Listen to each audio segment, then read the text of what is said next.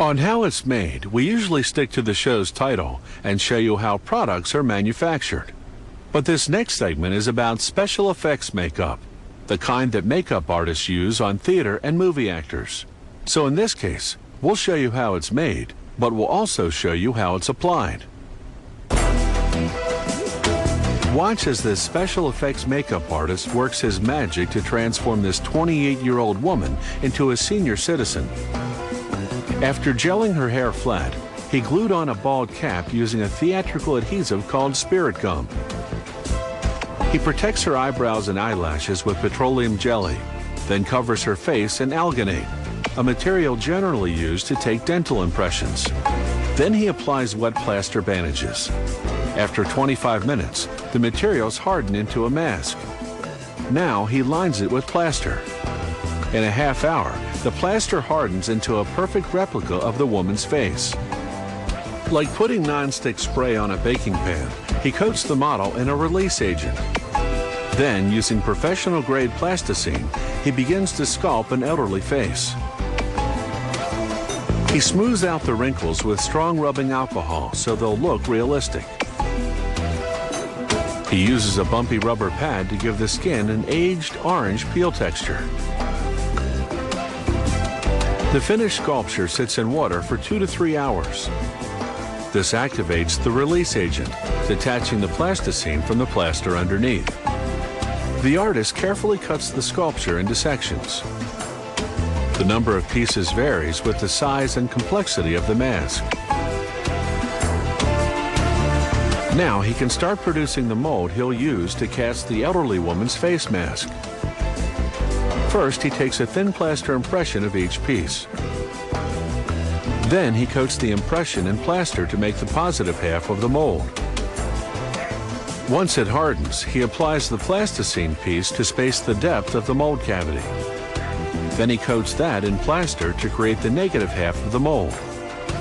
When it hardens, he applies release agent to both mold cavities, pours in hot gelatin, then closes the mold. In a half hour, the gelatin hardens into a flexible replica of that particular piece of the plasticine sculpture. He implants synthetic hairs to create eyebrows. Now, using surgical glue, he begins to apply the pieces called prosthetics. He starts with the largest face piece first. It includes the nose, cheeks, neck, and upper lip. He cuts a hole in the chin area so that he can apply the chin piece. Now the lower lip. He cuts off the excess, then glues the edges of the chin piece to the large face piece.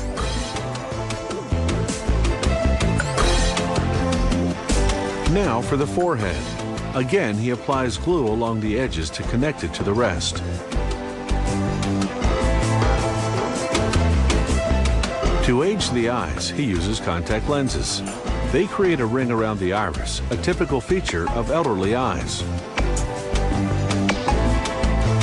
Using tweezers, he applies eye bags, again gluing the edges to the rest of the mask. And finally, some wrinkly eyelids. With the mask fully assembled, it's makeup time. Using a toothbrush, the artist sprays it unevenly over the mask, then smudges it with his fingers. This technique creates a realistic look because the human face, aged skin especially, has color variations. Using a very thin brush, he accentuates some wrinkles by creating depth with a darker color. Now some freckles and age spots. And a gray wig.